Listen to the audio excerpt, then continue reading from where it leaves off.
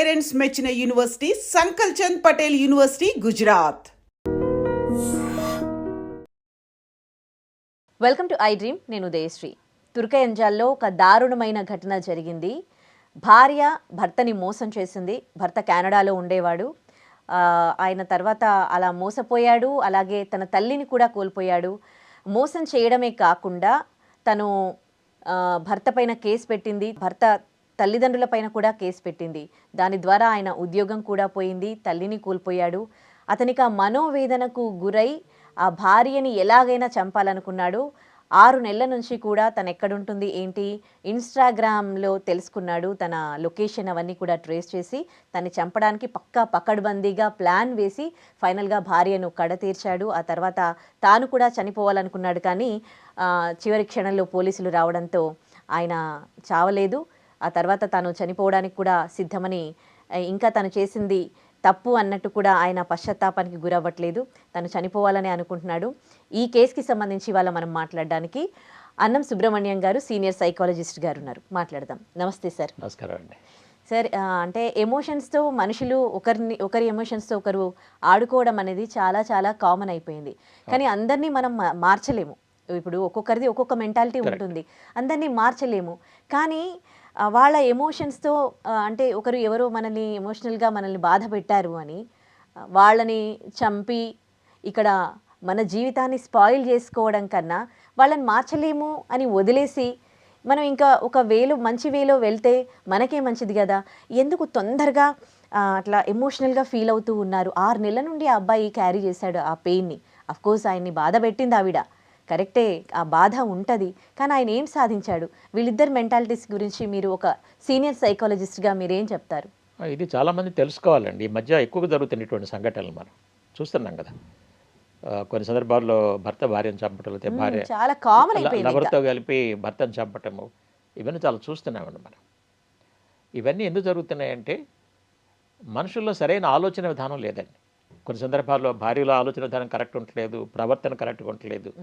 కొన్ని సందర్భాల్లో భర్త ఆలోచన విధానం కరెక్ట్ లేదు, అట్లనే భర్త బిహేవియర్ కరెక్ట్గా ఉండట్లేదు. అటువంటిప్పుడు ఈ ప్రాబ్లమ్స్లో పడుతున్నారండి. ఇప్పుడు మన పేపర్ కథనం ప్రకారం కానీ, మీరు చెప్పిన దాని ప్రకారం కానీ, ఈ అమ్మాయికి వీసా రానందు వల్ల కొంతకాలం ఇక్కడ ఉండటం వల్ల అప్పుడు వేరే వాళ్ళతోటి అట్రాక్షన్ గురై దాంట్లో రిలేషన్షిప్లోకి వెళ్ళిందని మీరు కథనం చెప్తుంది మనకి. ఓకే, ఇక్కడ నేనేం చెప్తానంటే, మరి ఆ కెనడాలో ఉన్న వ్యక్తి ఈ అమ్మాయి ఇద్దరు ప్రేమించే పెళ్లి చేసుకున్నారు కదా. అవును. ఓకే, మరి అటువంటి సందర్భంలో ఈ అమ్మాయి ఇంకొక అబ్బాయితో రిలేషన్ పెట్టుకోవటం అనేది సరైన పద్ధతి కాదు కదా. ఓకే, ఎందుకనంటే చాలామంది ఏమనుకుంటారంటే ఎవరికి తెలియదులే కదా, ఇక్కడ కాసేపు అన్న కాసేపు హ్యాపీగా ఉందామన్న ఆలోచనతో, రాంగ్ ఆలోచనతో ఈ రిలేషన్షిప్ పెట్టుకుంటారండి. రిలేషన్షిప్ పెట్టుకున్నారు, తర్వాత ఈ అమ్మాయికి వీసా వచ్చింది, కెనడా వెళ్ళింది. ఇప్పుడు మరి ఇక్కడ ఈ ప్రేమించిన అబ్బాయి ఊరుకోడుగా. ఎట్లయినా సరే వీళ్ళు, మీరు కెనడాలో ఉన్నారా, అమెరికాలో, గల్ఫ్లో అది కాదు, వాళ్ళు నంబర్లు పట్టుకొని ఫోన్లు చేస్తూనే ఉంటారండి. మరి ఫోన్లు చేసినప్పుడు ఒకసారి కదా, ఒకసారైనా మరి భర్తకు తెలుస్తుంది కదా. మరి అప్పుడు భర్తకు తెలిసినప్పుడు భర్త ఎలా టాలరేట్ చేయగలడు? మోసం చేస్తే మోసపోయానని తెలుస్తుంది కదా. అవునా కదా. కాకపోతే ఏంటంటే అతనికి ఈ విషయం తెలిసిన తర్వాత సిచ్యువేషన్ సరిగా హ్యాండిల్ చేయలేకపోయాడండి. ఎందుకు హ్యాండిల్ చేయలేకపోయాడంటే మన బ్రెయిన్ ఎప్పుడైతే మోసపోయానని చెప్పుద్దో, మోసపోయిన సిచ్యుయేషన్స్లో ఎలా హ్యాండిల్ చేయాలన్న నాలెడ్జ్ తన దగ్గర లేదండి. ఆ బ్రెయిన్ ఏం చేసిందంటే కసి పెంచుకుంది. నేను ఇంత కష్టపడి కెనడా తీసుకొస్తే, ఓకే, మనం లవ్ మ్యారేజ్ చేసుకుంటే నువ్వు వేరే వాళ్ళతో రిలేషన్షిప్ పెట్టుకోవటం ఏంటి? సరే, అదంతా అయిపోయింది. ఏదో విధంగా డైవర్స్కి అరేంజ్మెంట్ చేసుకున్నారు, డైవర్స్ అయిపోయింది. కానీ ఈయన బ్రెయిన్ ఏం చేస్తుందంటే దాని మీదే పనిచేస్తుందండి. 24 hours దాని మీదే పనిచేసి ఈమెను ఎలా నాకు ఇంత నష్టం చేసినప్పుడు నేను ఎందుకు వదిలిపెట్టాలి, నేను కూడా ఏదో ఒకటి చెయ్యాలి అని ఈ బ్రెయినే మనిషిని ఈ కిల్లింగ్కి ప్రోత్సహించుద్దండి. తర్వాత సూసైడ్ చేసుకోవాలన్నాడు కదా, ఆ సూసైడ్ కూడా ఈ బ్రెయినే చేయించుద్దండి. అందుకని నేనేం చెప్తానంటే బ్రెయిన్ తర్వాత వచ్చే పరిణామాలు ఆలోచించకుండా కసి తీర్చుకోవాలనుకుంటుందండి. అక్కడ మనం ఆలోచించాలండి. నెక్స్ట్ ఓకే, ఆ అమ్మాయి వేరే వాళ్ళతో ఎఫ్ఐఆర్ పెట్టుకుంది, మ్యారేజ్ చేసుకుంది. ఓకే, ఆ అమ్మాయి లైఫ్ ఆ అమ్మాయిని లీడ్ చేయనండి. ఇతనికి ఇంకా ఆల్టర్నేటివ్స్ ఉన్నాయి కదా. ఓకే, ఇతను చక్కగా మళ్ళీ మ్యారేజ్ చేసుకోవచ్చు కదా, చేసుకొని తన కొత్త లైఫ్ మళ్ళీ స్టార్ట్ చేసుకోవచ్చు. ఇంకోటి ఏంటంటే అమ్మాయి అలా చేసింది ఓకే. తర్వాత అక్కడ కెనడాలో కేసు పెట్టడం ద్వారా ఆయనకు మళ్ళీ కెనడా వెళ్ళడానికి లేకుండా అయిపోయింది అనమాట. ఈ విధంగా కూడా అబ్బాయి హింసకు గురయ్యాడు ఒక విధంగా. అవునండి, ఇటువంటి కూడా ఎక్కువ జరుగుతుందండి ఈ మధ్య. ఈ మధ్యలో అమెరికాలో కూడా కొత్త ఇట్లా జరిగింది. ప్రాబ్లం ఏమై వైపు ఉన్నా కేసు పెట్టేసి అతనికి మళ్ళీ వీసా రాకుండా చాలా పెద్ద ప్రాబ్లమ్స్ క్రియేట్ చేస్తున్నారు. దీనివల్ల కూడా తనకు బాగా కోపం వచ్చిందండి. తల్లిని కూడా కోల్పోయాడు. కసి బాగా పెరిగిపోయింది అనమాట. కానీ నేనేం చెప్తానంటే ఎంత కసి పెరిగినా కూడా మనం చేసేటువంటి యాక్షన్ రియాక్షన్ వల్ల మనకు నష్టం జరగకుండా చూసుకోవాలండి. ఇప్పుడు ఆ అమ్మాయిని చంపాడండి, చంపితే ఏంటి, ఈయనకేంటి ఉపయోగం? ఆమె చనిపోయింది, ప్రాబ్లం సాల్వ్ అయిందా? లేదు కదా, రిలేషన్షిప్ ఏం అవ్వలేదు కదా, ఇంకా వర్స్ గా తయారైంది లైఫ్. ఇప్పుడు మరి ఈయన పట్టుబడతాడు, వాళ్ళకి రేపైనా పట్టుబడతాడు. పట్టుబడిన తర్వాత మరి ఈయన లైఫ్ లాంగ్ జైల్లో ఉండాల్సిందే కదా, మరి ఏం సాధించినట్టు? నేను ఒకటేం చెప్తానంటే ఇటువంటి క్రిటికల్ కండిషన్స్లో మీరు ఒక మంచి సైకాలజిస్ట్ దగ్గరికి వెళ్ళి ఇది కూడా జరిగింది ఏ విధంగా ఉంది, నా బ్రెయిన్ ఈ విధంగా కసి తీర్చుకోమంటుంది, ఇది కరెక్టేనా అని అడిగి వాళ్ళ దగ్గర కౌన్సిలింగ్ తీసుకోవాలండి. తీసుకుంటే వాళ్ళు ఒక చక్కగా మంచిగా ఆలోచించి ఇతన్ని మెల్లిగా యాంగర్ కసిలోంచి బయటకు తీసుకొచ్చి ఏదైనా ఒక కొత్త లైఫ్ ఎలా బిల్డ్ చేసుకోవాలో నేర్పుతామండి. అప్పుడు ఇతనికి అమ్మాయి మీద దృష్టి ఉండదండి, కొత్త లైఫ్ బిల్డ్ చేసుకుంటాడు, మంచిగా కొత్త భార్యతో మంచి హ్యాపీగా లైఫ్ లీడ్ చేసుకోవచ్చు. ఇప్పుడు కెనడా కాబట్టి ఇంక వేరే కంట్రీ వెళ్ళొచ్చు కదండి. ఇప్పుడు కెనడాలో వీసా క్యాన్సిల్ అయింది అనుకోండి, ఓకే, సో వేరే కంట్రీకి వెళ్ళి చూస్తున్నాను. నా దగ్గర ఒకతను ఇట్లానే వచ్చాడు అనమాట. అంటే వాళ్ళు కిల్లింగ్ వరకు వెళ్ళలేదు, ప్రాబ్లం అమ్మాయిలో ఉన్నా ఇతని మీద కేసు పెట్టి పాపం వీసా రాకుండా చేశారనమాట. అతను నా దగ్గరికి వచ్చాడు. నేను చెప్పాను ఇప్పుడు నువ్వు ఆ కంట్రీ కాకపోతే యూరోప్ కంట్రీకి వెళ్ళొచ్చు, వేరే కంట్రీస్కి వెళ్ళొచ్చు, అంతేగాని ఆమె ఎట్లా చేసిందని చెప్పేసి 24 hours ఆలోచించి డిప్రెషన్కి గురయ్యి ఓకే ఏమి చేయలేక నిస్సహాయ పరిస్థితులు ఉండకూడదండి. అందుకనే ఇతను కనుక ఎప్పుడైతే డిస్టర్బ్ అయ్యే డిప్రెషన్లోకి వెళ్ళాడో ఫస్ట్ డిప్రెషన్ కౌన్సిలింగ్ తీసుకోవాలండి, డిప్రెషన్ నుంచి బయటకు రావాలండి. బయటకు వచ్చినప్పుడు ప్రాపర్గా ఆలోచించి మనకు నష్టం కలగకుండా మన కెరీర్ని ఎలా బిల్డ్ చేసుకోవాలి అన్న గైడెన్స్ మేము ఇస్తామండి. మేము ఇటువంటి వాటిని ప్రోత్సహించమండి. మీరు వెళ్ళి ఆమెను చంపాల్సిన అవసరం లేదు. మీరు డైవర్స్ తీసుకున్నారు, ఆమె పెళ్లి చేసుకుంది, okay it's all right, let her leave her life. నీ లైఫ్ నువ్వు కొత్తగా ప్లాన్ చేసుకో. ఇక్కడ ప్రాబ్లం ఏమవుద్దంటే నన్ను లవ్ చేసి మోసం చేసింది కదా, ఇది ఒకటి బాగా లోపల ఉంటుందండి. మిస్టేక్స్ జరుగుతూ ఉంటాయి లైఫ్లో, మిస్టేక్ ప్రతి మనిషి లైఫ్లో మిస్టేక్ జరుగుతాయండి. ఇప్పుడు కొంతమంది ఈవెన్ అరేంజ్డ్ మ్యారేజ్లో కూడా ఈ అమ్మాయి మంచిదని చెప్పారు కూడా మ్యారేజ్ చేసుకున్నాడు. చేసుకున్న తర్వాత ఈ అమ్మాయికి వేరే వాళ్ళతో రిలేషన్షిప్ అని తెలిసింది. ఇప్పుడు తెలిస్తే ఇప్పుడు అమ్మాయి చంపడం సొల్యూషన్ కాదు కదా, ఆ అమ్మాయిని ఎక్కడ ఉంచాలో అక్కడ ఉంచాలి. కొంతమంది ఏం చేస్తున్నారు, లేదు నువ్వు ఆ అమ్మాయిని క్షమించే అట్లా తప్పండి. అది వాళ్ళ ప్లేసులో ఎప్పుడైతే భర్త కాకుండా వేరే ప్లేస్కి వెళ్ళిందో అంటే భర్త మీద అమ్మాయి గౌరవం తగ్గిపోయింది. అప్పుడు డైవర్స్ తీసుకోవచ్చు, అంతే కదా, అఫీషియల్గా చక్కగా డైవర్స్ తీసుకొని ఆ అమ్మాయి లైఫ్ అమ్మాయి లీడ్ చేస్తే మీ లైఫ్ మీరు లీడ్ చేయండి. అంతేగాని ఈ బ్రెయిన్ చెప్పినట్టుగా ఎతటి వాళ్ళని చంపటం కానీ ఆత్మహత్య చేసుకోవటం కానీ చాలా తప్పండి, అవసరం లేదు. అందుకని వీళ్ళకి ఇటువంటి పరిస్థితుల్లో తప్పనిసరిగా ఒక మంచి సైకాలజిస్ట్ కౌన్సిలింగ్ చాలా అవసరం అండి. ఇప్పుడు మోసపోయినప్పుడు ఆ స్టేజ్లో ఉంటారా వాళ్ళు వెళ్ళి అరే నాకు ఇట్లా జరుగుతోంది కౌన్సిలింగ్ తీసుకోవాలి అని? ఇప్పుడు ఒక పర్సన్ మోసపోయాడు, ఆ మోసపోయారనుకో ఆవేశం కాస్త కసిగా మార్చుకొని చంపే ప్రయత్నం అన్నా చేస్తూ ఉన్నారు, లేకపోతే వాళ్ళ ప్రాణం తీసుకునే ప్రయత్నం అన్నా చేస్తూ ఉన్నారు. సో ఈ ఆవేశం కసిగా మారే క్రమంలో వాళ్ళు ఒక సైకాలజిస్ట్ని అప్రోచ్ అయ్యే ఛాన్సెస్ ఉంటాయా అసలు? అంటే ఇప్పటివరకు మనకి ఆ అవేర్నెస్ లేదండి. ఇటువంటి కసి కోపం పెరిగినప్పుడు ఓకే మనం కౌన్సిలింగ్ తీసుకొని మనం సరైన మార్గంలో వెళ్ళొచ్చినటువంటి అవగాహన జనాల్లో లేదండి.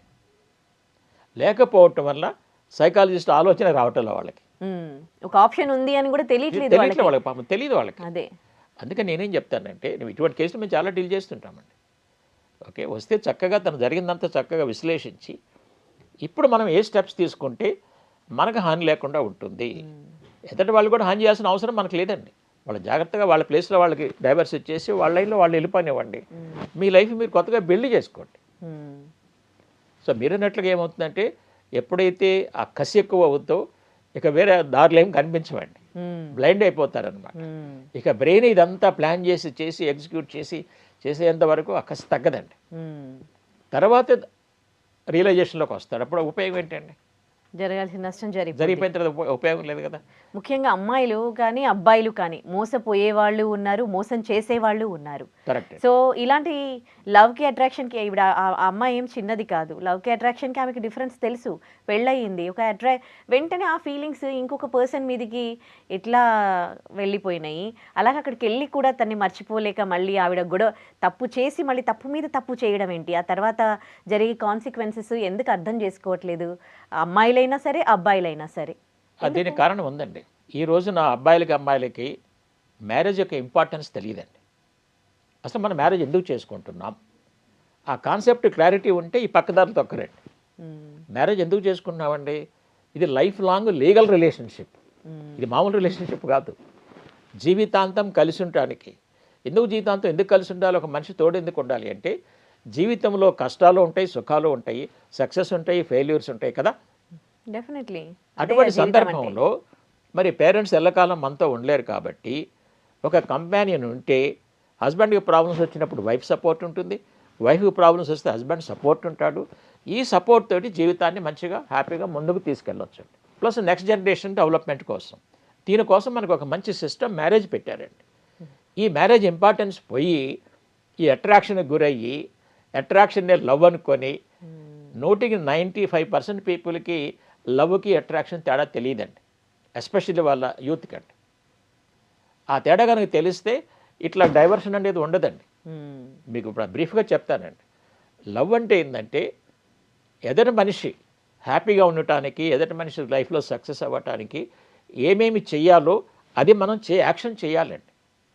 చేస్తే ఈ మనిషి అతన్ని ప్రేమలో ఉన్నట్లు లెక్కండి. కానీ ఇక్కడ అటువంటి ఏం చేస్తున్నారు, ఏం లేదు. అది ఇక్కడ ఏంటి, అతని క్వాలిఫికేషన్ చూసి అతని జాబ్ని చూసి ఓకే నేను ప్రేమిస్తున్నాను అనుకుంటారు. అది ప్రేమ ఎట్లా అవుతుందండి. అట్రాక్షన్ అనేది రిసీవింగ్ అండి.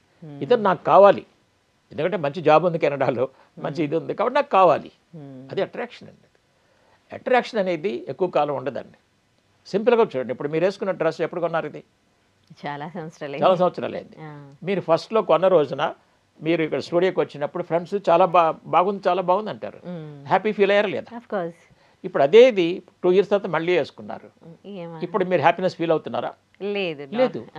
మరి ఎక్కడ పోయింది హ్యాపీనెస్? అంటే అట్రాక్షన్ అనేది విత్ టైం తగ్గిపోతూ ఉంటుంది. ఓకే, అదే మీకు అట్రాక్షన్ తగ్గిపోతూ ఉంటుంది.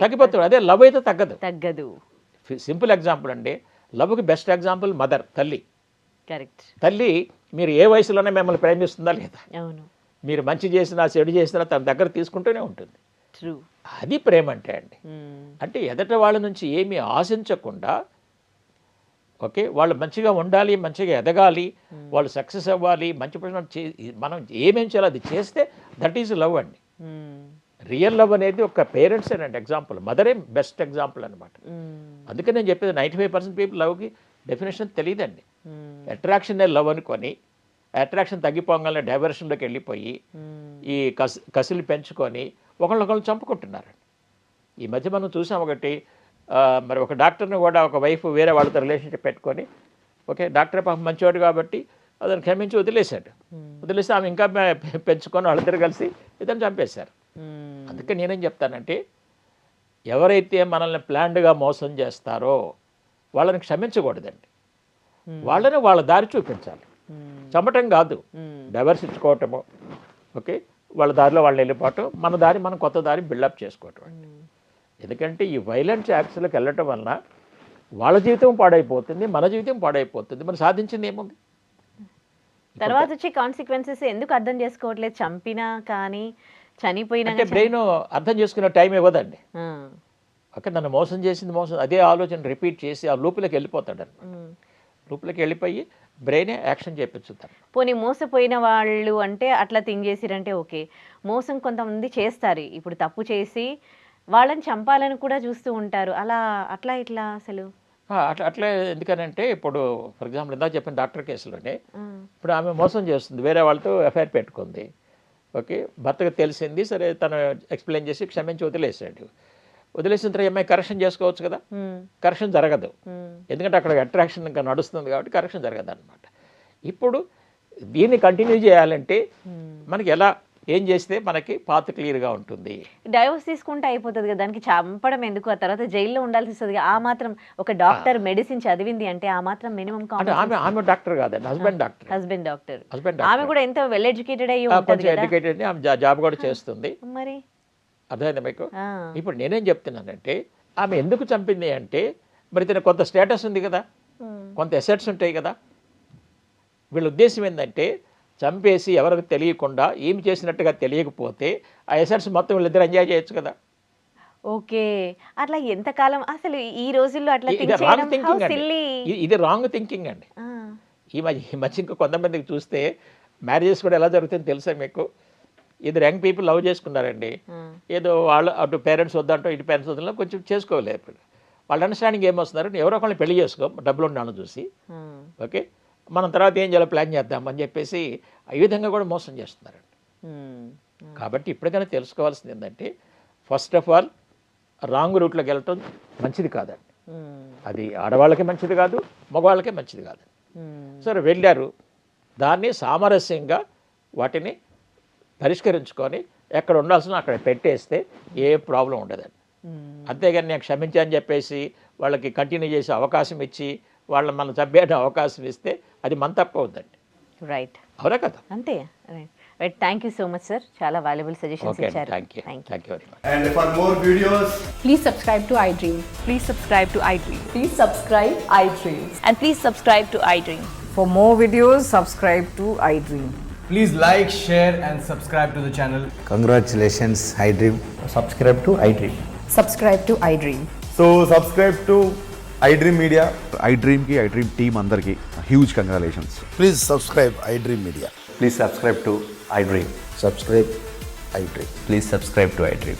iDream అంటే నా కళల ఛానల్ సబ్స్క్రైబ్ చేసుకున్నారు, నోరు తిరుగుతలేదు, మీరైతే గంట గుర్తు కొట్టండి. For more such videos, please subscribe to iDream.